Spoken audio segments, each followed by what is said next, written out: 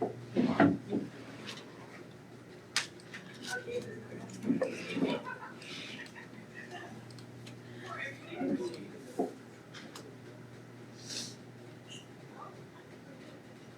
I think video's working.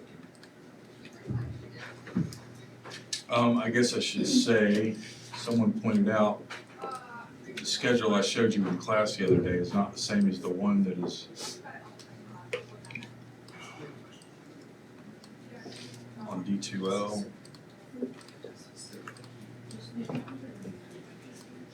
What is going on? Let me do what I want to do.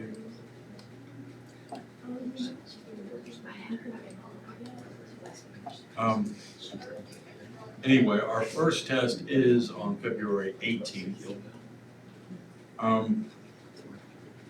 And it looks like we're on track. I'm for sure gonna finish chapter 2 today. So, and we have time to review chapter 2 as well. So be aware of that, it's not in March, it's February 18th. I will put a note on,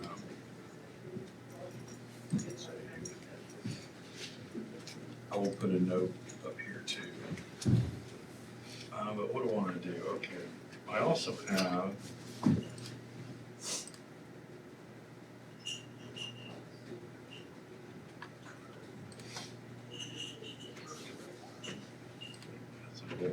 so I've got more practice quizzes for chapter 2.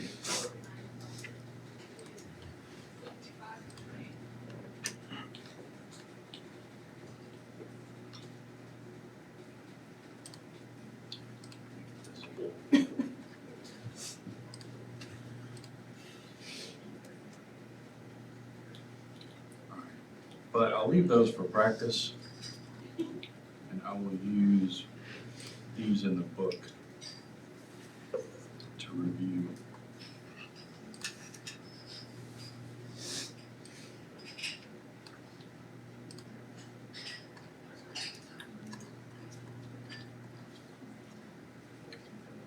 Oh, here's this.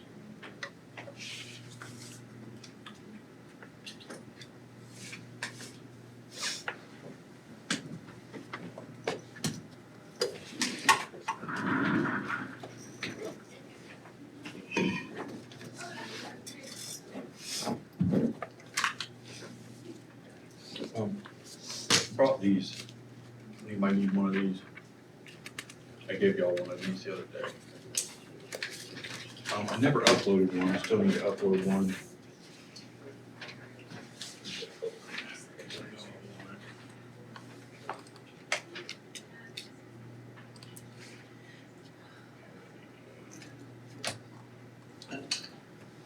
If you're just looking at these problems, I guess you can skip these picture type problems because I don't put them on the test.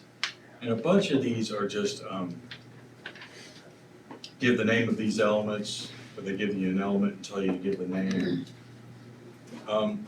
Since I'm giving you the periodic table with all the names on it, I won't be putting that on the test, so I don't give you those for practice. I would say it's worth familiarizing yourself with the first 2 or 3 rows. It'll just help you find things on the periodic table. If you instantly know it's not in the top, then you can start looking for it down in the transition metals or something. But I'll start here. I'll give a list of these too, but really those quizzes are gonna work. I have to look over here.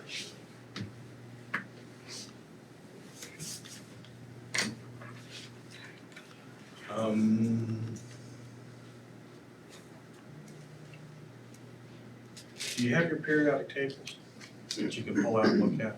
Anybody need one? Instead of flipping back and forth. Anybody else? Anybody else? I'll upload one that you can download or look at online, but I'd rather not have to keep flipping back and forth up here.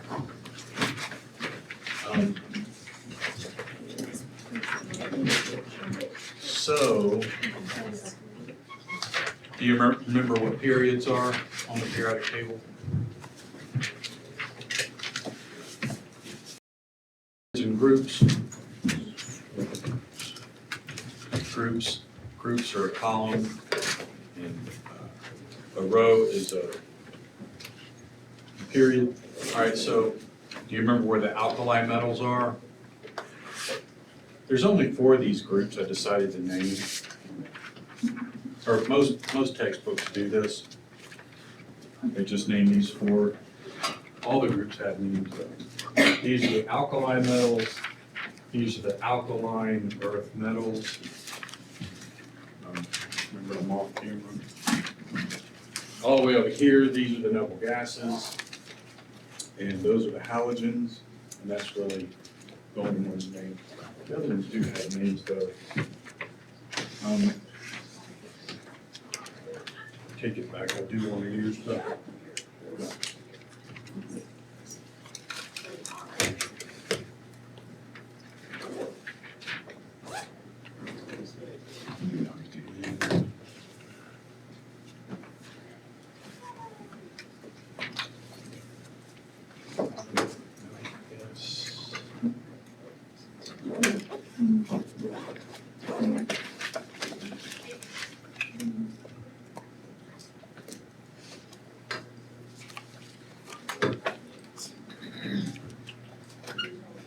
Let me try this. Book.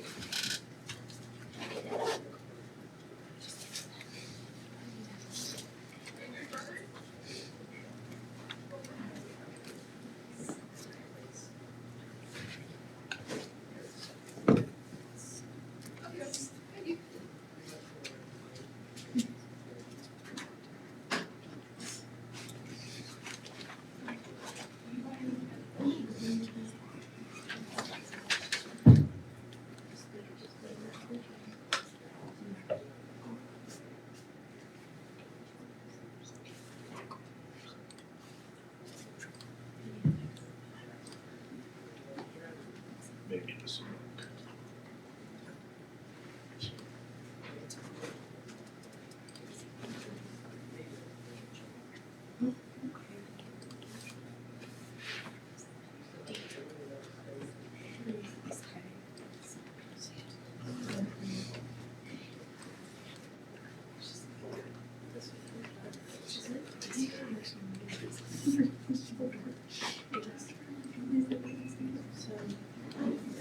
This will work, okay, got everything. Noble gases, halogens, alkali metals, alkaline earth metals. All right. An alkaline metal in period 6, which one is that?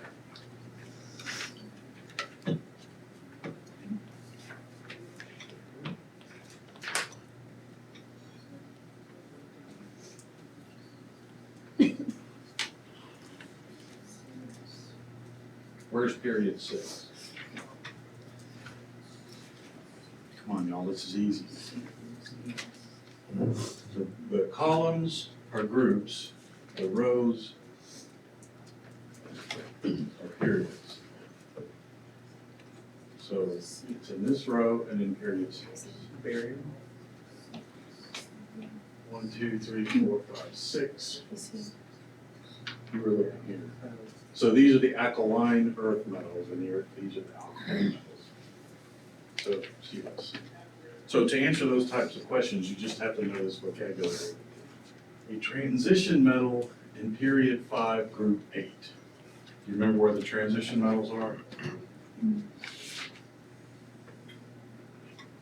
So this is group 8. Period 5 is 1, 2, 3, 4, 5. Period 8, so it's Ru.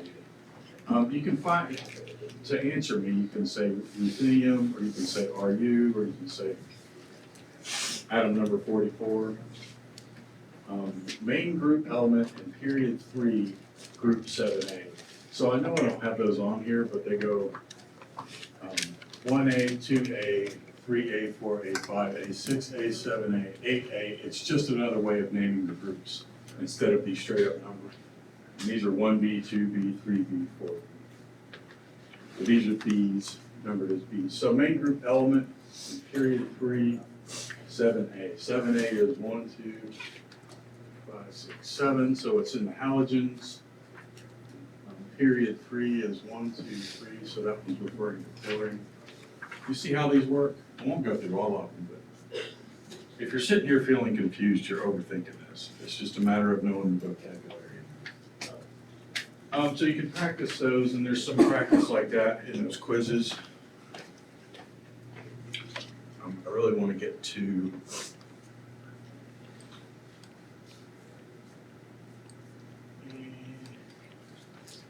the configuration stuff. But let's see what else do we have here.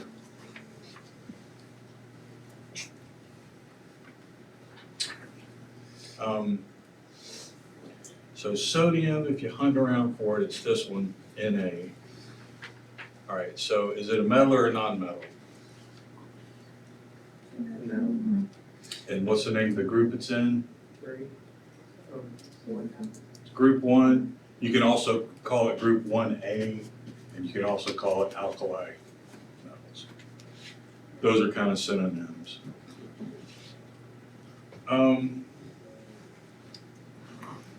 Alkaline earth metal, halogen noble gas. Is it a main group element?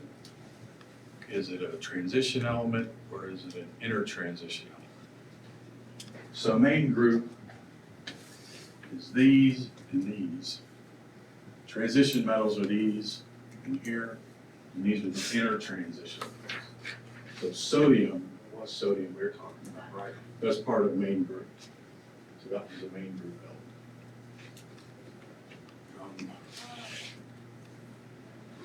I think these, I go through these kind of quick because I just think if you know the vocabulary, it's easy. And you're gonna have this on the test. You'll literally have one of these in your hand. So do practice them.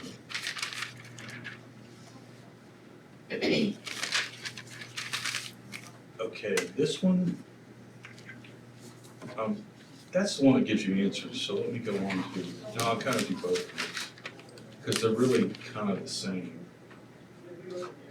But this is asking for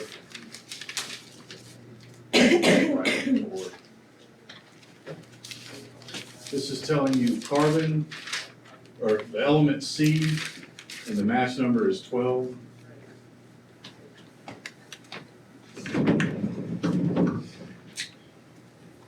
C, and the mass number is 12. And I'll remind you, this is this type of way of expressing the element or isotope. There's always the symbol, and then up here is what we call A, and down here is what we call Z.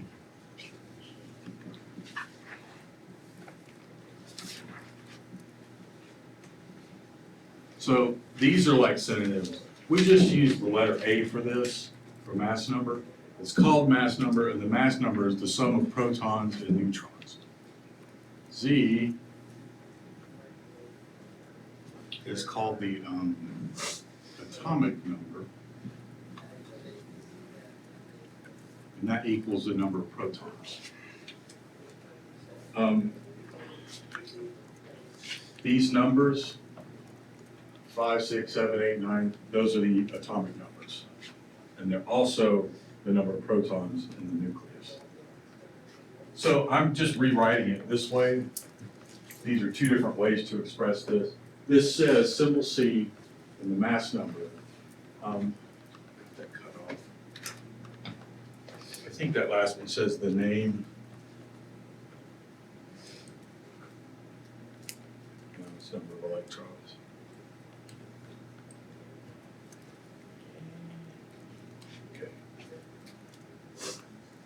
So it gives you two pieces of information, and you can use your periodic table to find out that C is carbon. That's another column they could have had in here. What's the name? So you've got the symbol, C for carbon, the name, carbon. I'll put the mass number up here. You get the Z off the periodic table. So what is it for carbon? 6. So 12 minus 6 gives us 6, so we have 6 neutrons, 6 protons. How many electrons will we have? What is it? I didn't hear you. What did you say? 0, 6? 0 electrons, is that what you're saying? What is it? What is it? 6. For the neutral atom, but we always mean neutral atom in this chapter. We haven't gotten to ions. For the neutral atom, the number of protons always equals the number of electrons. Electrons are negative, protons are positive. Those need to cancel each other out to be neutral. So you can get that much. What am I missing still? Number of protons, number of neutrons, atomic number. I think we've got everything. Protons.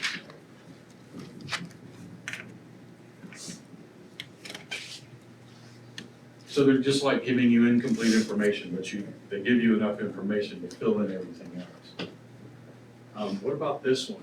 Mass number 31, and the number of electrons is 30. How do you get the rest of that information?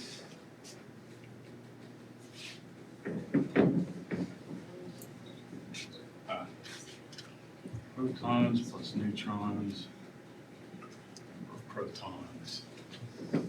They're telling us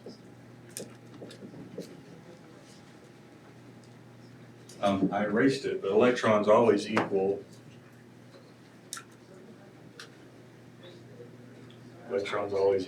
the number of, say it loud. So Protons. So the number of protons is also 30. How do we figure out how many neutrons? Well, they gave us, what else did they give us?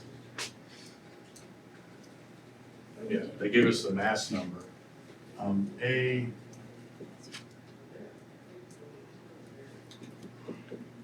What does it say for A?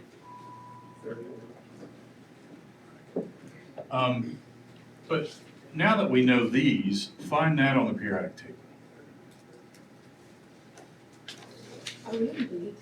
I think you're mixing a couple of these. I'm looking at this at an angle. It's 15 and 31. No, it's just 31. It's 15. Yeah. It's this and this. They gotta give us at least 2. There's no way to solve it otherwise. All right, well, its mass number is 31 and number of electrons is 15. Number of electrons is 15. That means protons is 15, okay. Now we're good. So look for 15 on the periodic table. Phosphorus, and the symbol is P. The mass number is 31. Protons is 15. So 31 minus 15, is that 16?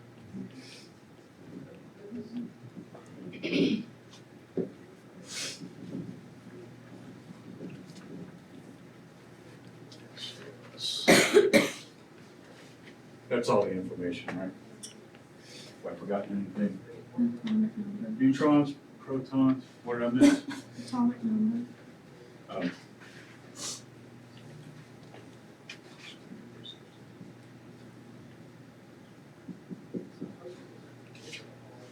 So generally, you're given 2 pieces of information and you're supposed to find the rest. This is one way to convey this information. I guess you could just do a list like this, or you could do it in columns like they did. Another way, I didn't mention this the other day. Ask number 41. Let me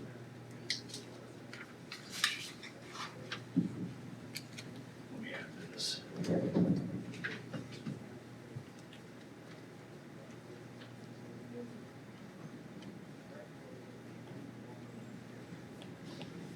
Name is phosphorus. You got your mass number, you got your electrons, you got your protons, which is your atomic number, number of neutrons. phosphorus is the name. So what I'm really showing you here is 3 different ways to represent the same information. It's literally just 3 different ways to give the same information. This is a symbol that chemists use.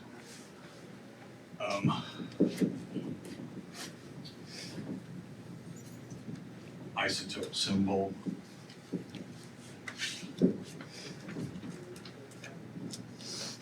I think if you wanted the vocabulary word, this is the isotope name and this is the isotope symbol. And the word isotope is included because we're specifying neutrons. But so every phosphorus atom, at least the neutral, well, every phosphorus atom will have 15 protons, period. Every neutral phosphorus ion will also have 15 electrons. But some phosphorus atoms have 16 neutrons. And some have, I think, 18, might be 14, I don't memorize these, there's too many of them. Sometimes there's several isotopes, but let me do something.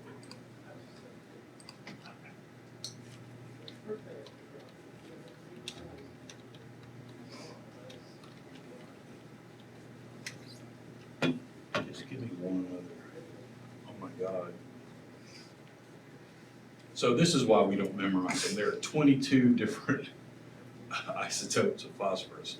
Every one of those 22 have 15 protons, and if it's a neutral atom, 15 electrons. But there are 22 different values of neutrons that go with it. So you're not to try to memorize these. I just wanted to write another one. Specify one. Well, let me just pretend rather than keep looking at this. This means there's another one, another type of phosphorus that has, I'm going to say 18. N equals 18. So they could have given us, what's 18 plus 15? Is that 33? So there's another isotope that has this information. And we would call that phosphorus. We put 15 here, we put the 33 here. And what you're looking at is 2 different isotopes of phosphorus. So the word isotope is specifying different numbers of neutrons. I like to point this out too.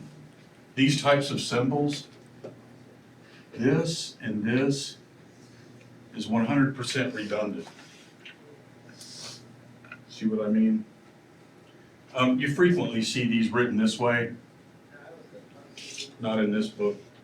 But if you've got the letter P there, there's only one atom here that's symbolized by P, it's phosphorus, and it necessarily has 15.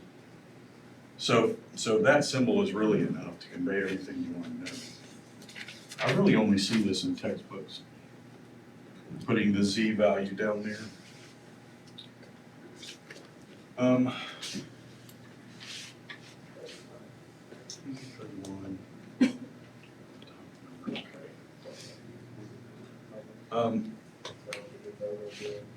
Let's do one more of these. You should practice these, but what if you had atomic number 40 and mass number 91? What if you had atomic number, what did I say? What's the atomic number? 40. And what was this? 91. Can't be 41. 91. 91? Okay, you can find the symbol. What's the symbol if number of protons is 40? Zirconia. Okay. Zirconium is right here. Zirconium. So you would write, if you're going to write this, ZR there, 40 there, 91. We need to do 91 minus 40. God, what is that? What's 91 minus 40? 51. It's, what is it? 51. Really? Good Lord. Yep, okay, 51. How many electrons? 40, that's it. And you could write this.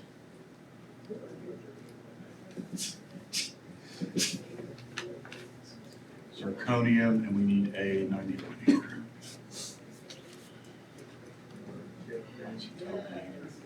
Isotope symbol, isotope name. So there's, I better change this. I'm trying to be complete. So there's 3 different ways to convey this same isotope. Make sense? All right. And 2030 here is exactly the same. They're giving you the atomic number and the mass number for a bunch of different ones, and you can fill them out.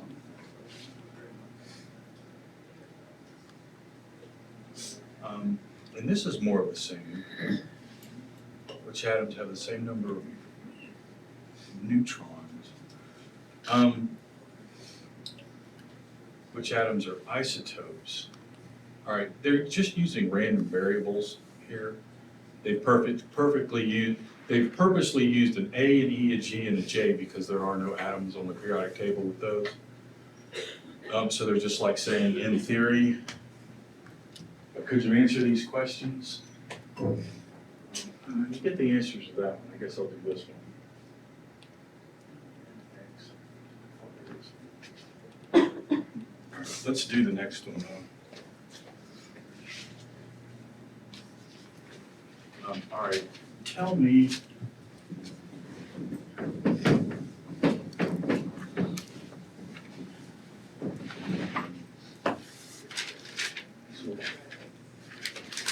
The first one is L, 120, what is it, L, and then 120, and what's here, 47. and what's next? And 116. 48. Then N 124 and then 50. X 114 and then 50.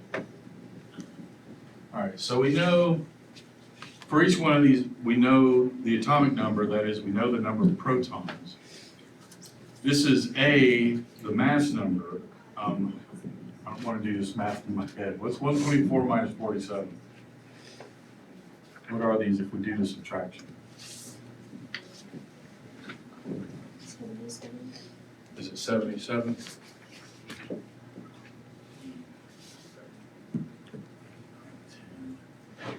that right? Yeah, it's 77. I can do math in my head if I'm not in front of people. You would think as many years as I've taught that I could. Just so I'm not making mistakes while I'm trying to explain something. Okay, that is 77. What's 116 minus 48? 68. Okay, I'll trust y'all. It's this one, This one. 74. That one's easy. 60. 64? That was right? Mm-hmm. Yeah, I did that in my head. So one of the questions here is, I thought there was a question, which atom has the smallest mass number? That's obvious, it's whichever one of these is smallest. Which ones are isotopes? There's 2 of these that are isotopes of each other.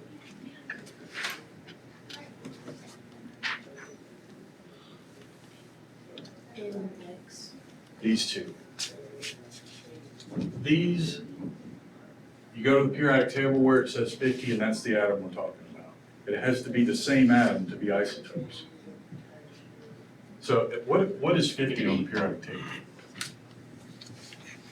Just give me the symbol. SN. So more properly, without using these variables, these are real atoms now, not just variables. Those are 2 isotopes of each other. See what I mean? So that's a good question.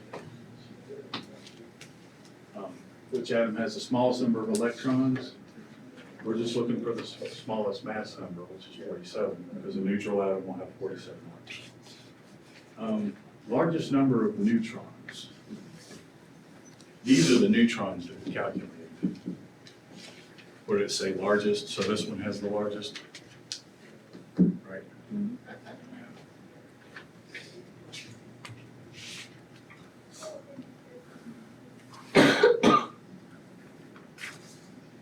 This is just more of that vocabulary.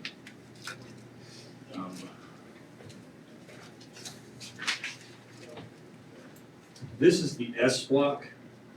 Yeah, I'm trying to get to the configuration stuff. So help me draw my Christmas tree. The thing that the book doesn't do that I think every book should. One, 3, 1, 3, 5. Truthfully, there's one more 1 right here. And then we go 1, 3, 5, 7. But let me leave that off for now. Why did I want to do that? Oh, these and these two columns. This is the 1S, this is the 2S, this is the 3S. This one that I kind of want to put here, but I don't because it breaks the awesome pattern, is 4S. That says 4S. Now we can go, we're in level 2 here, so it's 2P. These are all 2P. These are 3P. And it's S, P, D, F, so these are D. This one has 5, but if we continue this pattern, we get to one that has 7. Those are all Ds. So all the ones here, in these first 2 columns, are filling one of these single S orbitals. So that's hydrogen, that's helium. Next, we have lithium and beryllium. That's these 2. And then we go across the periodic table doing this. And then we get all the way to the right side. Neon, that's neon. And now we go back over to the left side again because we're here. So that's sodium and magnesium, Na and Mg. And it continues, if you continue to build this up, you would be on those S orbitals when you're doing these. That's why that's called the S block. And while you're filling P orbitals, you're in this block. And then when you get to the D orbitals, you're here. And I don't go as far as the F orbitals where there's 7 across. These are the ones you're filling when you've got 7. So this is called the S block, the P block, SPD block, and the F block. One odd little thing is, when I first did those the other day, I said, if you picture helium over here in this notch, then this all jives and makes sense. Chemists have taken helium and put it over here because its properties really match the column over here. So chemists, century or so ago, decided to put it over here. But helium is really an S block, so it's one little aberration there. Oh, and I'll mention this. If I said, where are the nonmetals? Hopefully you know they're up here in this corner, on the right side of this jagged line. But there is one that's not over here. Which one is that? Hydrogen is the one exception. This is a nonmetal. So these are the alkali metals, but hydrogen is not an alkali metal. It's a nonmetal. So 2 weird little aberrations right there at the top of the chart. So S block, P block, okay, I wanted to say that. The rest of these are just learn your vocabulary about the periodic table. You can skip the atomic weight stuff. I might come back to that, but it just makes more sense when we get to grams per mole. in another chapter. Um, I think you could answer this one. I'll give you a list of these, but the ones I really want you to practice for the test are in those quizzes. But I'll still give you a list of these. Okay, electronic configuration, this is what I want to get to. When it comes to these electronic configurations, there's more of this sort of vocabulary to go with it. If you can start with 1, 1, 3, 1, 3, 5, and yeah, there's the 4S starts here. These are all 3D. Just some vocabulary to know. This is an orbital. This is an orbital. This one right here, this one out of these three, that's an orbital. That's an orbital. Each individual line here is an orbital. Any given orbital can hold 2 electrons. This is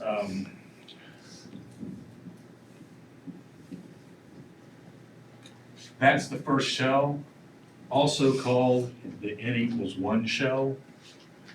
This, all of this together, is called the second shell, also called the N=2 shell. That's what these numbers are. They're the N number for the shell. This is the third, N=3. And these correspond to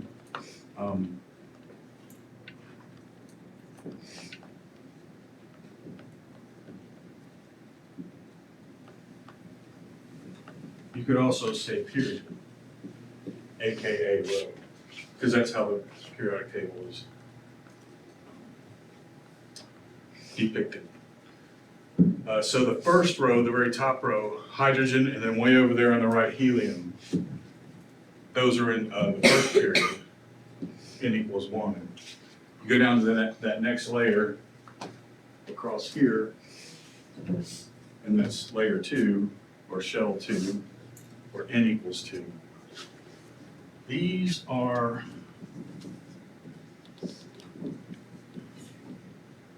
that's a P subshell. This is an S subshell, etc. This is an S subshell, so just vocabulary, these are the subshells. There's an S subshell, a P subshell, that's an S subshell, and the N=3 period, P subshell. So the subshell consists of however many of these there are. So this subshell has 3 orbitals. It can hold, this subshell can hold 6 electrons. If I said how many electrons can be in the N=2 shell, then it's 2, 4, 6, 8. So the vocabulary matters for these types of questions. So we're looking at how many orbitals are contained in each of the following shells of electrons. The first shell, how many orbitals? 1. Second shell, how many orbitals? There's 4 orbitals there, and up here, 4, 5, 6, 7, 8, 9. It's 9 orbitals. So if you get this vocabulary in your head, then these are obvious. If you can go 1, 1, 3, 1, 3, 5. Fourth shell, okay, that's 45. I know I keep saying that the S for the 4 goes right here, but let me just draw it up here just so you see the pattern. It's 1, 1, 3, 1, 3, 5, and the number 4 shell is 1, 3, 5, 7. So you just go by the odd numbers, you start counting up. When you're filling the 7, that's when you're filling these. And the 7 are F's. So this is 4S, but it really should be here. But I separate them like this so you see the pattern. These are the 4P, SPD. These are the D. That's the D subshell, and the N=4. And these are the F's up here. Those are all F orbitals. So, that's the question I saw. How many orbitals are contained in each of the following shells? How many in the 4th shell? how many orbitals in the fourth shell. You just count the lines. 1, 2, 3, 4, 5, 6, 7, 8, 9, 10, 11, 12, 13, 14, 15, 16. How many electrons can the fourth shell hold? Well, it's 2 times 16 because there's 2 for each line. So 32.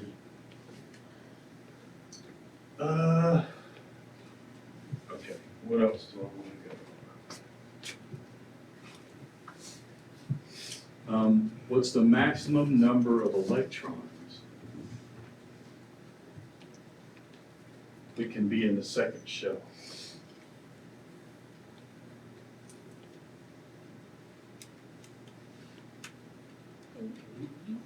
Yep. How many in the 3s orbital? 2 electrons. The 3p subshell, 6. and it doesn't matter which shell you're in, it's still going to be 3 lines with 6 electrons. Oh, that's going to make me dizzy. 4f orbital, A, B, C, D, E is missing. That's screwy, but whatever. It's an even number, so you won't get the answer to it, but you can answer that. All right. Okay, the configurations, they're not giving you the symbols, but you don't really need them. But what would be helpful, since you're going to have a periodic table, is to, I guess we'll start with A. All right, you want the atomic number for that right there. So what's the atomic number? 5, right? If you look on your periodic table, that's atomic number 5. Yes. But if that's how many protons, that means there's 5 neutrons. If there's that many protons, that means there's 5 electrons.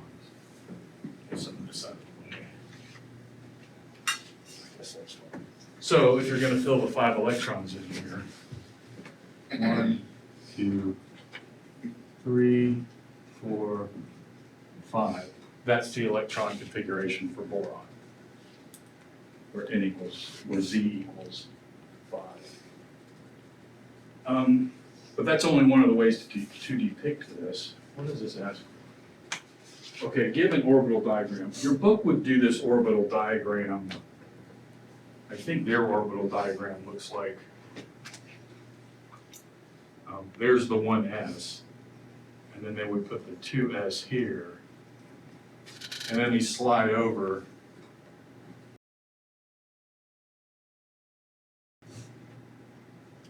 And they just continue putting all the p orbitals in this column, and then they put the d orbitals in the next column. But it's 1, 1, 3, 1,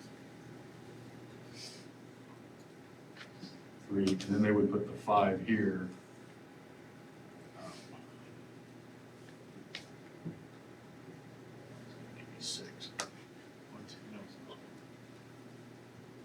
They would do that, and then I suppose on the test, 1, 2, 3, 4, 5. So you wouldn't even have to draw those for this. I suppose on the test you could do it either way if it asks for an orbital diagram. I just like that better. I think it makes more sense. But if you look it up in your book, they do the orbital diagram this way. So there's 2 ways to represent the orbital. Oh, you wouldn't have to draw all of these either. You just stop where you stop. I'll leave those there. Here's another way you can represent this. 1s, there's 2 in there. 2s, there's 2 in there. 2p, there's only 1. You squeeze all the p's together. That's another way to represent this. So now I'm showing you 3 different ways to represent an electronic configuration.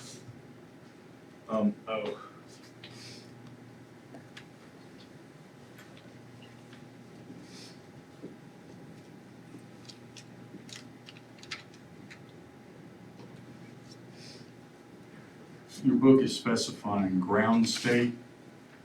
I didn't do that because I didn't go over this, but If a photon of light comes in and hit this atom, it's possible to take this outer electron and pop it up somewhere else.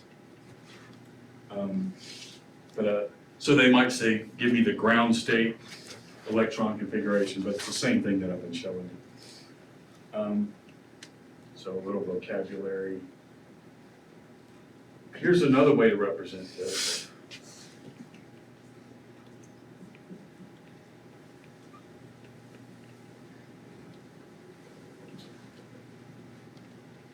It's kind of silly to do this because it's very easy to just write a 1s2. But if it's just these two full and there's nothing here, we would have helium, and this is just a summary way of doing this. If we got electrons all the way up to here, then it becomes more useful to use the noble gas in brackets. But let me do a slightly larger one.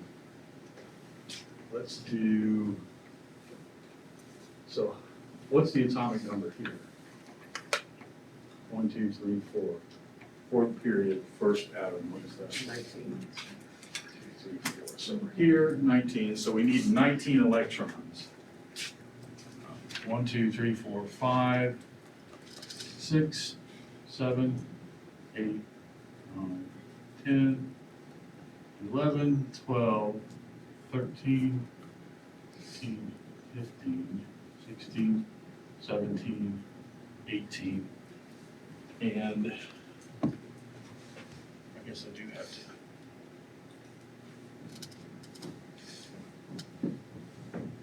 So I told you the quick way to start is 1, 1, 3, 1, 3, 5. And you can do that as long as you remember that really the 4s starts here. So I needed one more, right? This is the 4s. This is the 3d.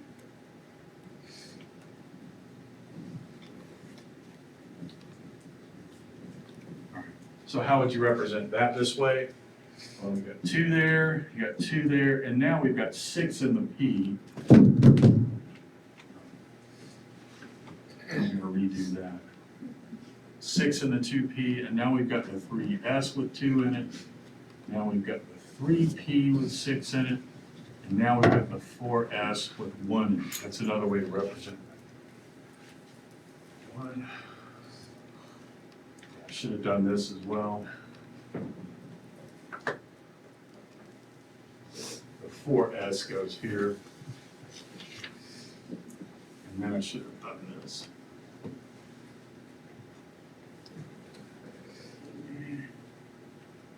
It's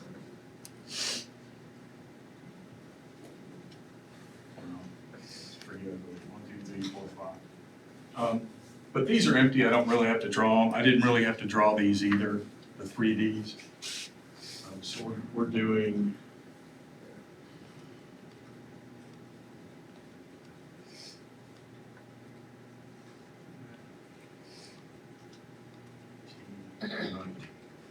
so there's another way to represent it. So there's this way, there's this way, there's this way. And now if I'm going to do this summary way,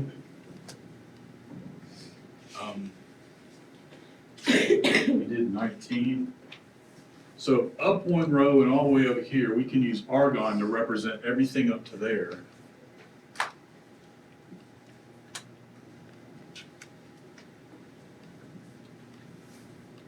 So now there's a fourth way to represent the same thing. If you can do this, which I think I've shown you the easy way, you figure out how many electrons it is, you draw your Christmas tree, and then you count your way up. When you're filling them across like this, you always go one at a time. And if you run out, you stop. But if you get over here and you still got more, you come back and then you start pairing them up and down. So as long as you remember to do that as you go, you can get that right in front of your face, and then you can easily make one of these from that, depending on what you're asked to do. What else was I going to say? Oh.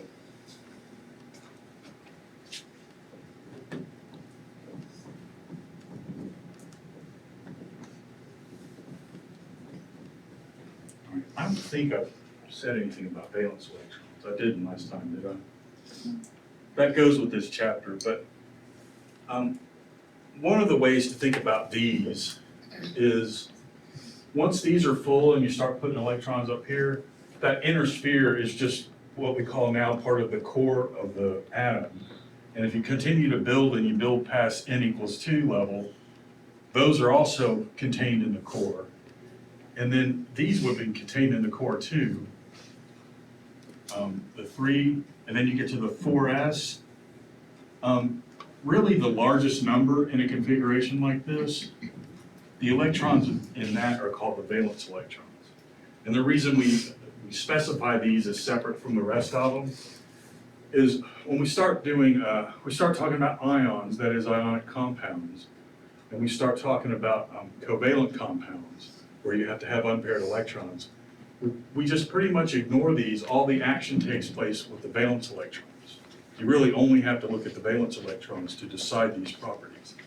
So the valence electrons, the electrons on the outside, are the ones we care about when it comes to deciding how chemical reactions will work, how the compounds will come together. I'll draw that together once we start the next chapter. But that's what we call the valence electrons. In this case, if I wanted to point out the valence electrons, they're these. We only have one valence electron here. It's easy to see when you look at this, it's the ones with the highest number. So if I was looking at this and I said, how many valence electrons does this have? You look up here for the largest number and you go, okay, it's 1.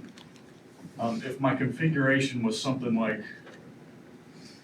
that, which it's a different atom now, but if you were looking at this and I said, how many valence electrons? The ones with the 3 are the ones you're looking at. So it's 4, 5, 6. This has 6 valence electrons. If I did that up here, 1, 2.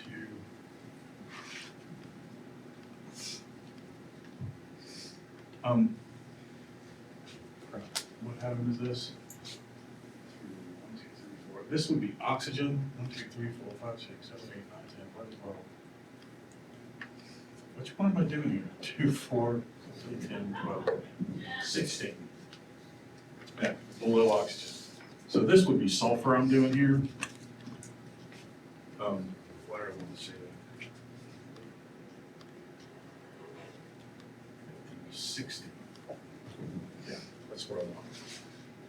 So that is consistent with this. If I did that, let's just do sulfur now that I've walked us away from that one. 2, 4, 6, 8, 10.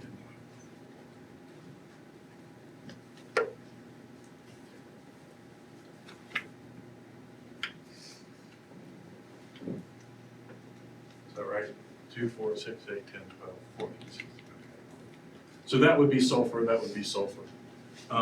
If you wanted to do this, up to here, this much gets us to neon. So all of that I could represent like that. And then fill the rest of those in. So another way to do sulfur. And you could just look here very easily and see that it's 6 valence electrons. We won't be making these configurations all semester. We just do it in this chapter. But one thing you do want to carry forward, because like I said, everything is based on the valence electron, is to be able to pick out the valence electrons quickly, just looking at the periodic table, and it's very easy. This is the complicated way to figure out how many valence electrons. Here's sulfur, and you point at sulfur and you go 1, 2, 3, 4, 5, 6. 6 valence electrons.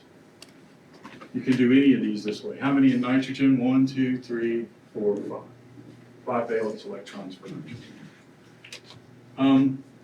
You remember me saying that these in the groups have similar chemical properties? That's the reason they're in a group together. That's the reason we moved helium over here. All of them in the same group have the same number of valence electrons. Oh, when you count the valence electrons down here, you skip the transition metals. So valence electrons for bromine is 1, 2, 3, 4, 5, 6, 7. But you're going to count 7 and then this whole row that way. So, yeah, okay. So that's the quick way to figure out how many valence electrons.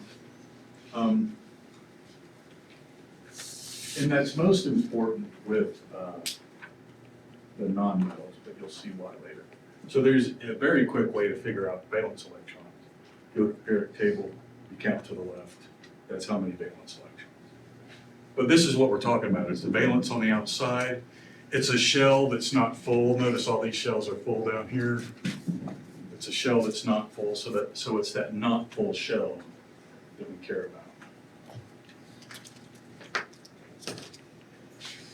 Valence, ground state, I said that. Mention those two.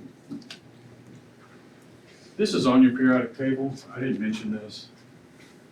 But this row is called the lanthanides, and these are called the actinides. I don't know why those get names and these don't, but it's on your periodic table. I won't put it on the test, but it sounds like very smart chemistry knowledge, those two vocabulary words. Okay, I think I've gone over all of this. You can identify the element. So do those practice problems. Oh, I didn't write this. That's another way to represent these. I'll go ahead and do it for sulfur, but instead of stacking them like that, you can just go straight across. But it's still 1, 3, it's still 1, 1, 3, 1, 3, 5, 2p, 2p, 1, 1, 3.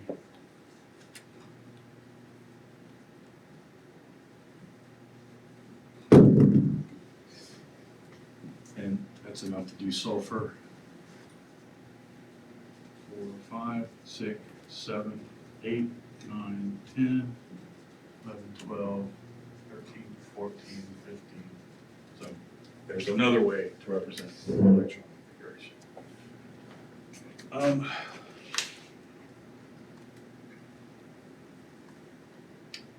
Okay, periodic trends. There's one more thing I want to teach you in this chapter that I haven't done yet. And it's very easy. I can say it in 12 seconds. But, and I think it's very obvious once I explain it, but it trips people up. Actually, let me take more than 12 seconds, and I'll do it a little more justice. This is size of atoms. It's a little bit nebulous, the concept of the size of an atom, really because of the nature of that, what we call the electron cloud, where the electrons are out in these orbitals. But you can ignore that for now. It's really a quantum mechanics complication. But in general, you can decide the size. All right, I'm going to start with hydrogen and start going up in atomic number. If I depicted the size of hydrogen next to helium, I would do it like this. Here's hydrogen, and here's helium. Helium is actually a little bit smaller than hydrogen. You wouldn't expect that because it's got a higher number. But the reasoning is, this has one proton in the middle, one plus worth of positive charge pulling in the negative charges. Helium has a 2 plus charge on its nucleus, so it's got a little bit stronger pull on the electron cloud. That's the reasoning. Follow me? Now I'm going to go to the next row, the next row, the next period, the next shell. Lithium, move down a little bit. Lithium, either one of those.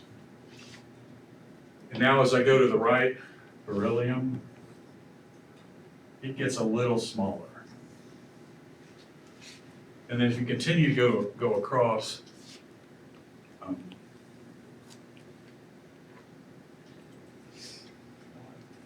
B, C, all right.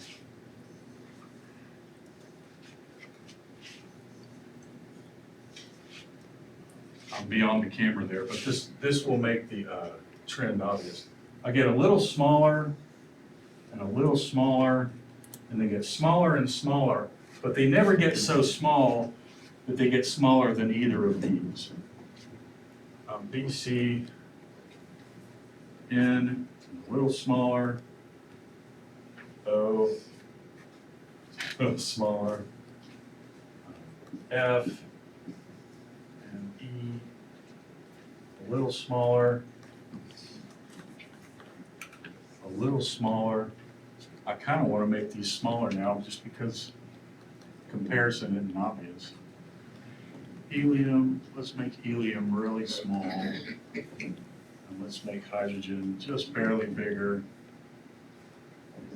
Absolute size difference, I'm not asking you to consider. Just kind of relative. That's bigger than that.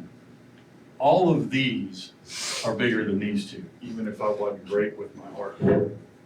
So what I'm saying is, you get hydrogen, and then when you get to helium, you get a little smaller. And then when you go to the next row, you get way bigger with lithium. And then when you go to beryllium, you get a little smaller, a little smaller, a little smaller, and then you get to neon, and that's the smallest one in that row. But it's not as small as anything above it. But it gets small, and then when you get down to this row, it jumps way big. For sodium, magnesium is a little smaller, aluminum a little smaller. Smaller, smaller, smaller, but it never gets so small that it's as small as anything above it. So the trend going down is getting bigger, bigger, bigger, bigger. Trend going across in a row is getting a little smaller, a little smaller. That's the size trend.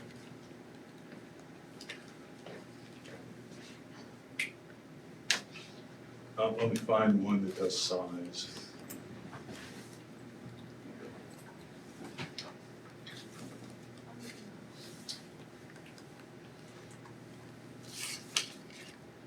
General problem, okay. And that's an odd one. Ignore the ionization energy thing. I might come back to that. I feel like it's the least important for this class. I want to do an even one. Okay, arrange the elements in each group. I think group here, yeah, they don't literally mean group as in a column. They're meaning group in the more general term, more general sense. What does it say? Phosphorus, silicon, and sulfur. That's, if you wanted to hunt them down on the periodic table, that's the symbols.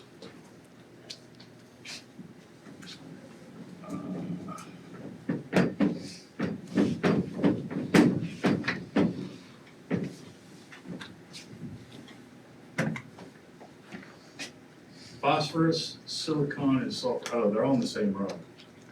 So which one is the smallest out of these? Sulfur is the smallest, this one's the largest. They mix and match a little bit. Magnesium, calcium, beryllium. Magnesium, calcium, beryllium. Okay. Now, among these three, which one's the largest, which one's the smallest? That's the largest, that's the smallest. We get larger as we go down, and that one's in the middle. Okay, carbon, fluorine, those are all still in the same row. So carbon, fluorine, beryllium, and then carbon, fluorine. So which one's the smallest one among these? That's the smallest one. That's the largest one. And carbon's in the middle. All right, that's what I was looking for. Calcium, aluminum, and nitrogen. Everything in this row that nitrogen's in is smaller than everything in this row. And everything in this row is smaller than everything in this row. So even though they're disjointed now, it's still smallest one is from this row, the medium one is from this row, the largest one is this row. Size trends. And I think size trends are obvious, but I say this every semester, I say it a lot, that I've studied chemistry for so many years, all this is obvious to me. If I say that and you're sitting there going, this is not that obvious, you asshole, just say something, you don't have to say asshole. But just say something and I'll go over it again. The reason I go over it is because I know it's all just very obvious to me. I think that's it. I think I can stop there, but let's peek at these questions, just so you can look at them. I think I've given everything you need to answer these questions. I did a little bit of cleanup today. Where'd it go? Did I close it? I closed it. Let's see. All right, camera's still going. I think we're good on the camera. Yeah, just wait a second, let me open this up. Oh, there it is. This is what I want. So if you go here, assessments, quizzes, I think this list looks a little different to you. I've now got it in categories. Test 1, Chapter 1, Test 1, Chapter 2, and this is where we are. Hopefully you've been through all these and you're comfortable with them. I kind of have these in categories, but the categories aren't perfect because all of these concepts overlap. But I sort of have them in categories. A couple of these have lots of questions in them. I'll also mention, so electrons in the outermost shell of an atom are called the outermost shell. That's the valence. Sometimes you'll type it in and like you capitalize it. All you have to do is, if you've gone through these, is you click through to the end and you go, okay, show me. If you misspell it or it expected a capital letter or not, don't worry about that. Some of these ask how many. And if you put literally a 2 there, it'll count it wrong because it's got TWO for the answer. Don't worry about that. If you look at the answer, it's like, okay, yeah, I get it. It's okay. So don't worry about that type of semantics. But yeah, I guess there's nothing else to show you here. There's a lot in here. I think I put a lot in structure. I don't know, I'll just go through it. Some of these have more questions than others.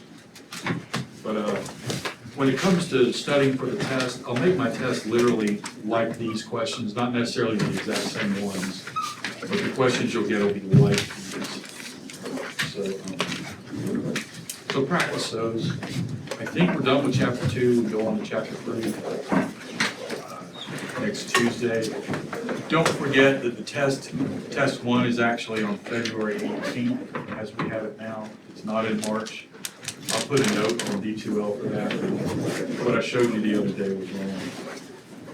All right, I'll upload this video.